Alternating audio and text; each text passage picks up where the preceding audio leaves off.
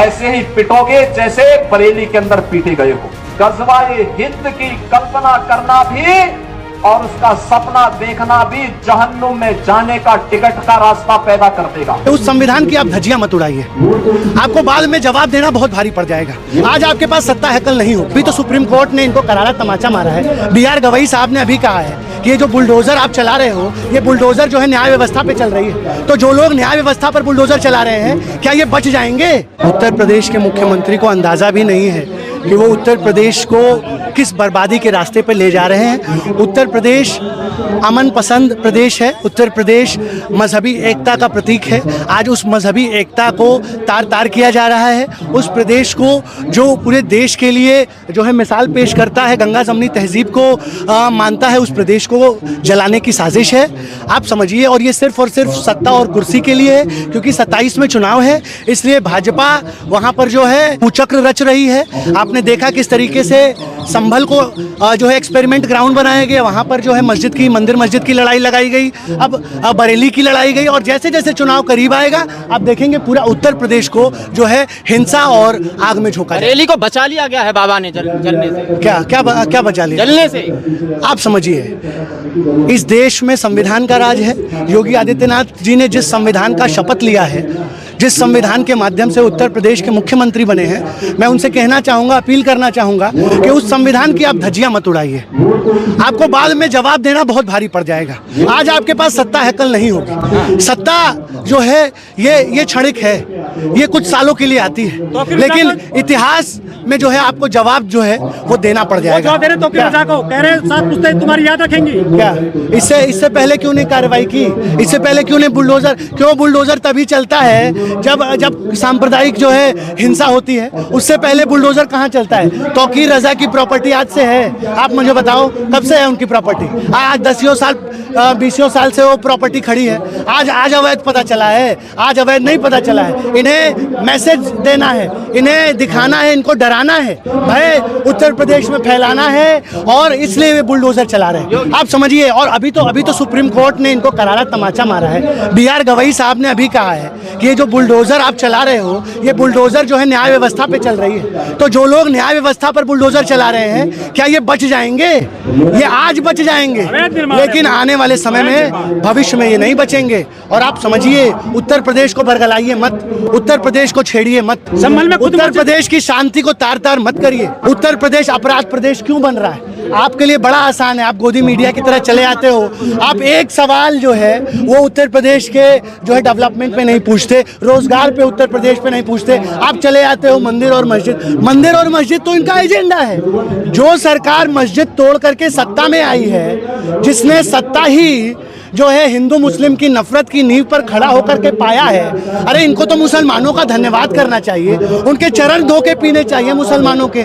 आज अगर मुसलमान नहीं होते तो क्या भाजपा सत्ता में होती? क्या नरेंद्र मोदी, योगी आदित्यनाथ मुख्यमंत्री बनते?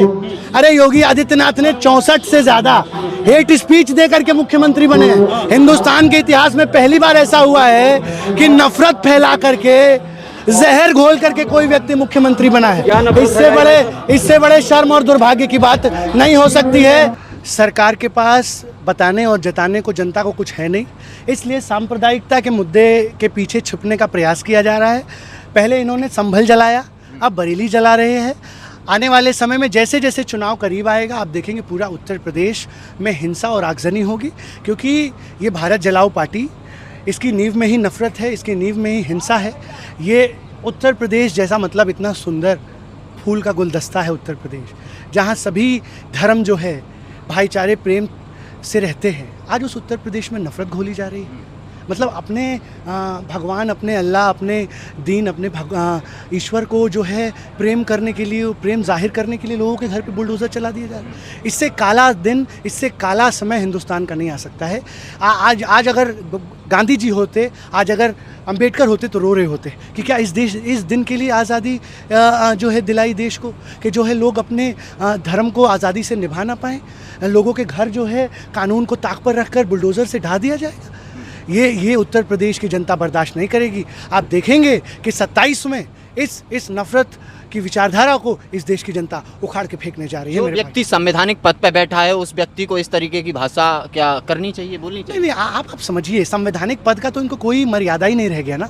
जो व्यक्ति स्वयं अपने गंभीर संगीन मुकदमे वापस लिया हो, जो मुख्यमंत्री, जिस मुख्यमंत्री के ऊपर 64 से ज़्यादा हेट स्पीच देने का रिकॉर्ड हो, वो मुख्यमंत्री जो जब मुंह खोलता है तब जो है नफरत घोलता है, तो आप समझिए ये तो दुर्भाग्य है उत्तर प्रदेश का कि ऐसा मुख्यमंत्री उत्तर प्रदेश को मिला है जो विकास के अलावा सारे काम कर रहा है। आज युवा जो है प्रताड़ित है, हर दिन युवा लखनऊ घेर रहा है, लाठी खाने को मजबूर है। 4 युवा हर रोज़ आत्महत्या कर रहा है, उसको आप रोज़गार दे नहीं पा रहे हो।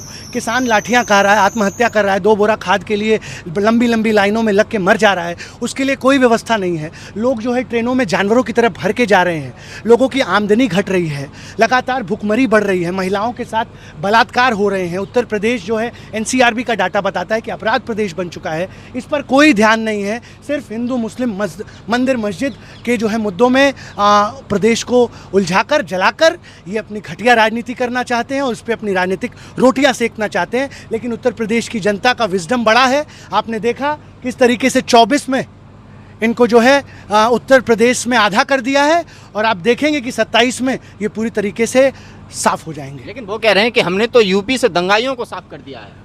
आप मेरा बात समझिए, जिन्होंने जो दंगे के माध्यम से सत्ता में आए हैं, जिन लोगों का दंगा करने का इतिहास रहा है, वो कह रहे हैं कि दंगा ख़त्म कर दिया। कोई कहीं दंगा नहीं ख़त्म हुआ है। आप समझिए, ये उत्तर प्रदेश शांति का प्रदेश है, उत्तर प्रदेश अमन चैन का प्रदेश है, उत्तर प्रदेश गंगा जमुनी तहजीब को मानने वाला प्रदेश है, उत्तर प्रदेश इस देश का गुलदस्ता है। इस गुलदस्ते को जो है छीण के करने का प्रयास है, इस भाईचारे को ख़त्म करना चाह रहे हैं। जैसे मणिपुर को जलाया, जैसे लद्दाख को जला रहे हैं, उसी तरीके से ये उत्तर प्रदेश को भी जलाना चाह रहे हैं। लेकिन उत्तर प्रदेश का युवा, किसान, नौजवान उत्तर प्रदेश को जलने नहीं देगा मेरा भाई। और इस नफ़रत की विचारधारा के खिलाफ पूरा उत्तर प्रदेश लामबंद होगा और क्रांति की बिगुल फूकेगा और इस कट्टरपंथी, चरमपंथी, सांप्रदायिक शक्तियों को सत्ता से उखाड़ फेंकने का काम आप करेगा। देख रहे हैं कि बरेली में जिस तरीके से बुलडोजर चल रहा है, एक तरफा बुलडोजर चलाया जा रहा है, तो एक समुदाय को टारगेट करते हुए बुलडोजर चल रहा है, लेकिन दूसरी तरफ अगर देखिए मेरे भाई, अगर अपने ईश्वर, अपने अल्लाह, अपने भगवान को मानने के लिए, उनको प्रेम जाहिर करने के लिए अगर बुलडोज़र चलेगा तो मैं समझता हूँ पूरा हिंदुस्तान वीरान हो जाएगा, पूरा हिंदुस्तान पे बुलडोज़र चलेगा।